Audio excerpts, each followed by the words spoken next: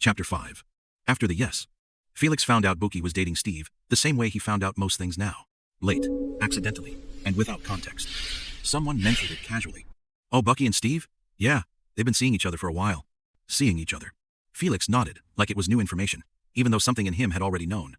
Steve, Felix, Bucky, and a couple of their friends have made out in the past at games, at cinemas, at parties, at gym, at picnics, at entertainment centers, and interesting places you can think of. And something has been building up. Yes, something. Felix didn't ask questions. He never did. But suddenly, the city felt different. Not smaller, just rearranged. Bucky didn't disappear from his life. That was the strange part. She still texted him. Still laughed the same way. Still said his name like it meant something familiar.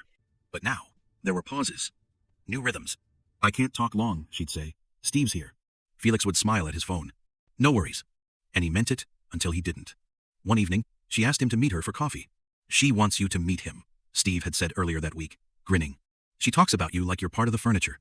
Permanent. Permanent. Felix arrived early. Bucky walked in with Steve beside her, fingers intertwined. She looked happy. Not the loud, carefree happy Felix remembered, but settled. Grounded. This is Steve, she said. I've told you about him. Steve extended his hand. Good to finally meet you. Felix shook it. Likewise. They sat. The conversation flowed easily. Too easily. Steve was kind. Attentive. Present. That hurt more than if he had been careless. She says you've been there forever, Steve said, smiling at Bucky. Felix laughed softly. I guess I just never left. Bucky met his eyes. For a moment, something passed between them. An unspoken acknowledgement of how true that was. Steve and Felix at that time never knew they were even related, because their families have long been distant. Later, when Steve stepped away to take a call, Bucky leaned closer. You okay? She asked. Felix nodded. Yeah, why wouldn't I be? She hesitated. You seem quieter. I've always been quiet. She smiled sadly. Not like this. He wanted to tell her that watching her fall in love felt like standing outside a house he helped build, warming his hands at a fire he could never step into. Instead, he said, I'm happy for you. She searched his face. Are you? Yes.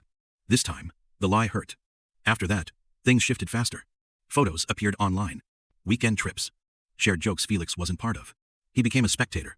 Bucky still reached out, but differently. You'd love him, she said once. Felix stared at the message for a long time.